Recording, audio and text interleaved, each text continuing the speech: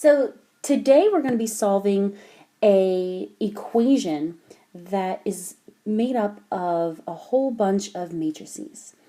And when we first take a look at it, it actually looks kind of overwhelming because of everything that's just in it. We have a 2 by 2 matrix being multiplied by an unknown matrix of the same dimension, and it's being increased by another 2 by 2 matrix, and is being set equal to last 2 by 2 matrix. It's just overwhelming. But throughout this entire course, we've been building on previous knowledge and really taking a time to find out about the inverses and identities and how can we apply those fundamental ideas to larger topics. So instead of really seeing this complex equation made up of matrices, I want to take a step and actually take a step back and realize that multiplication is still going to be multiplication. Addition is still going to be increasing in value, and having it set equal to another value is just the same thing as relating one expression, one quantity, and relating it equally to another quantity. So I can connect this matrix equation to an algebraic equation.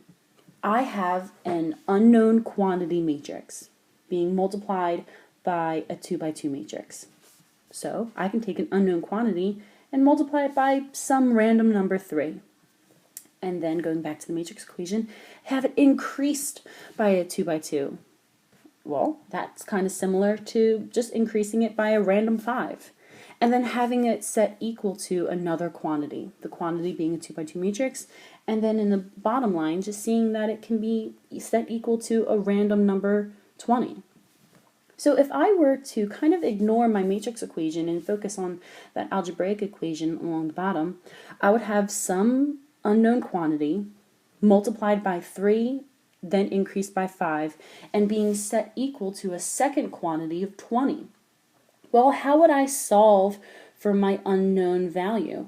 Well, I'd apply the inverse operations to get my answer.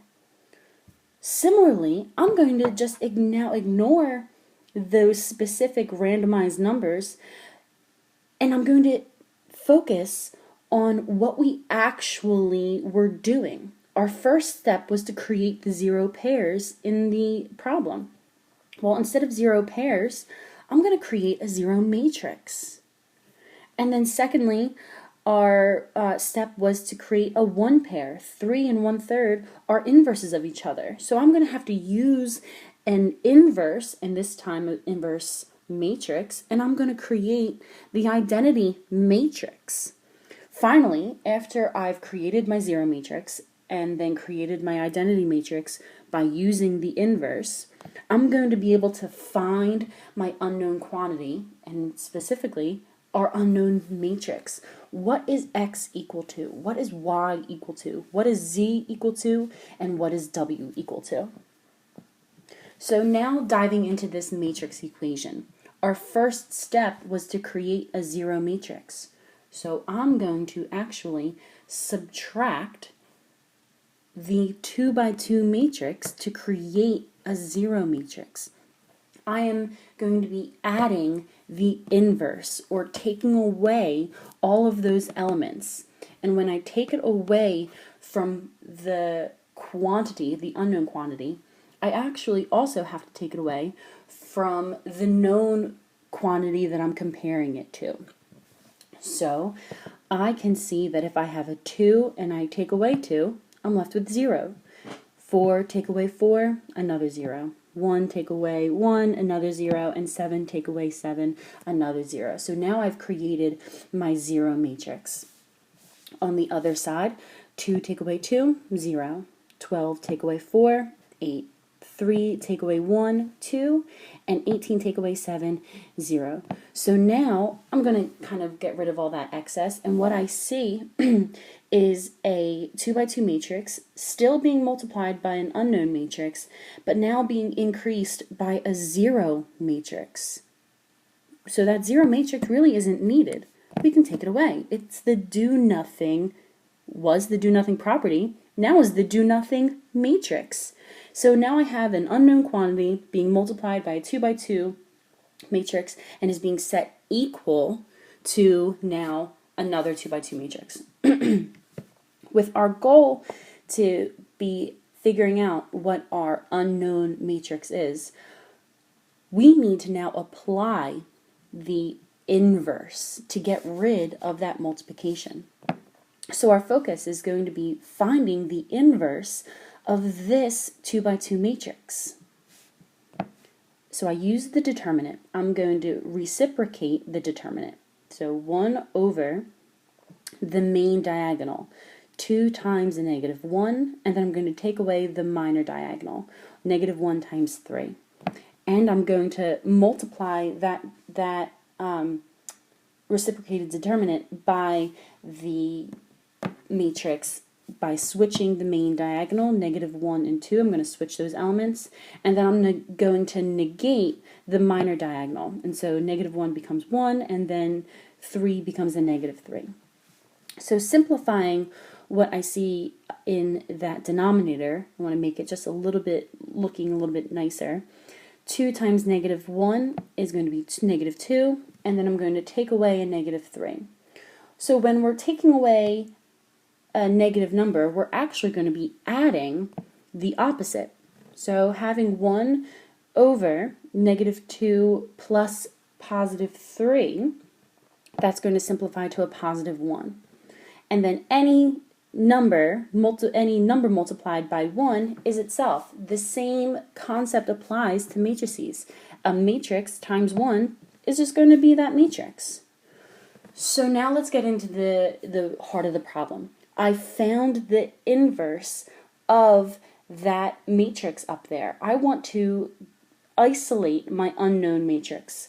So I'm going to take my inverse matrix and I'm going to multiply it in front of my known matrix that I'm trying to, create my one pair. I'm going to create my identity matrix.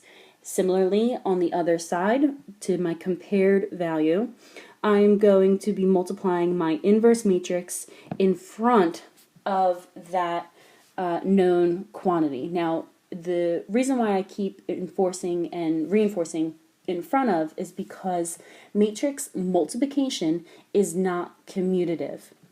So order really matters, and that's because of the rows and the columns when you're obtaining your elements.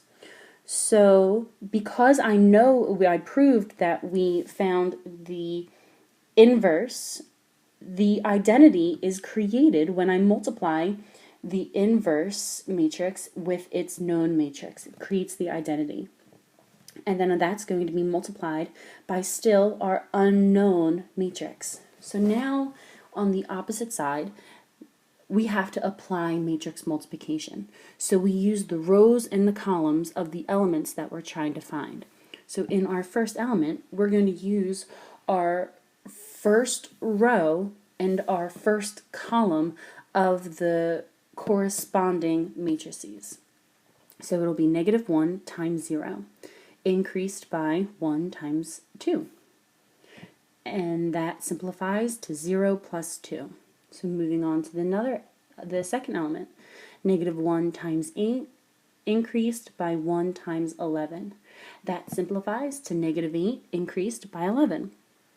And the third element is going to be negative 3 times 0, increased by 2 times 2, and that is going to be 0 and increased by 4. And the last element is going to be negative 3 times 8, increased by 2 times 11, simplified, is going to be negative 24, increased by 22. When I have an identity element multiplied by an unknown quantity, what happens is that unknown quantity remains, and that unknown quantity can be any quantity. So when I have an identity matrix multiplied by an unknown matrix, what remains is that unknown matrix. But now I have a relatively easy matrix that I can just simplify a little bit further to find out what my answer is. So 0 plus 2 is 2. And each of these expressions are simplified with coordinating elements. Negative 8 plus 11 is going to be 3. 0 increased by 4, 4. And finally, negative 24 increased by 22 is going to be negative 2. So we have an answer, but what does this answer mean? I'm used to seeing, one unknown variable and one value or one quantity. So what does it mean when I have a set of unknown elements set equal to a matrix filled with the same amount of elements? Well, it means that each corresponding element corresponds to the corresponding answer.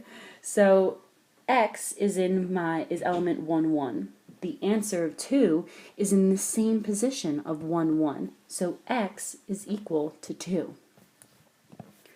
Similarly, y is in the same position of 3. So y is equal to 3.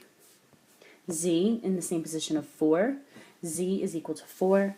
And w is in the same position as negative 2. So w is equal to negative 2. What we did is we applied the same idea of identities and inverses and took all of that previous knowledge that we've been building upon and applied it in a matrix equation. And we developed an answer. So we can't just sit back and be satisfied that we found an answer. We have to charge ahead and figure out, is this answer accurate and does it fit? So we're going to go back and take a look at our original matrix equation and replace our unknown quantity with our known now quantities. And we're going to apply the same procedure. Because now we're simplifying, we're going to follow our order of operations. So the first thing that we see is that we have to perform matrix multiplication.